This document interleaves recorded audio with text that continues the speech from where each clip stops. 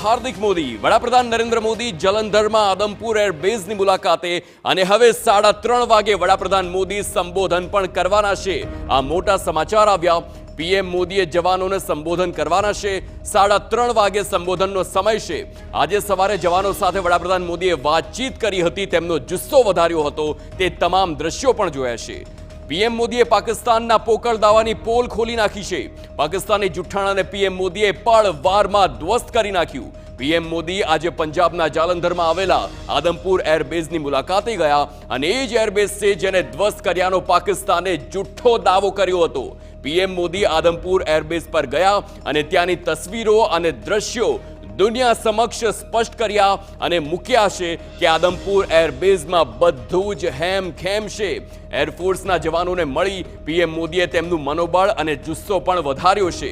PM મોદીની એક તસવીર પણ સામે આવી, જેમાં બેકગ્રાઉન્ડમાં એક દમદાર વાક્ય લખ્યું હતું, દુશ્મનોની ઊંઘ હરામ થઈ જાય છે કારણ કે ભારતીય વાયુસેના સતર્ક છે।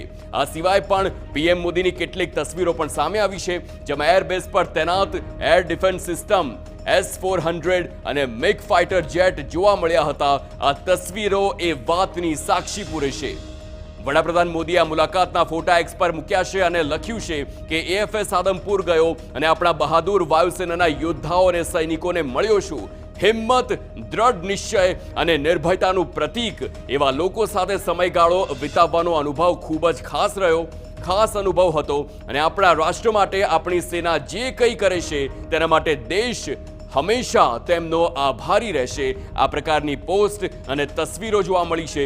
સાથે જ જે S-400 અને મિગ વિમાન હોય તે પણ બેકગ્રાઉન્ડમાં જોવા મળ્યું। આ મિગ વિમાન અને S-400 એ વાતનો પુરાવો છે કે જાલંધરનું જે આદમપુર એરબેઝ છે તે સંપૂર્ણ સુરક્ષિત છે અને જૂઠા દાવા જે પ્રમાણે પાકિસ્તાન તરફથી દુનિયા સમક્ષ કરવામાં આવ્યા હતા, એ જ દુનિયા સમક્ષ વડાપ્રધાન મોદીએ ત્યાં જઈને એ તમામ જે ખોટા દાવા કરવામાં આવ્યા તેનો વળતો જવાબ આપ્યો છે। અહીં બધું જ હેમખેમ છે।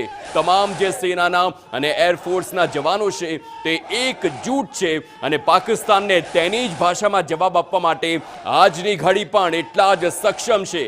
તો આ MiG-29 વિમાન અને S-400ની એ અતૂટ સિસ્ટમ, જેના કારણે અસંખ્ય મિસાઇલ જે પ્રમાણે પાકિસ્તાને ભારત પર છોડી હતી અને એક પણ મિસાઇલ તે સફળ થઈ નહીં હતી, તેનું આ ઉદાહરણ છે।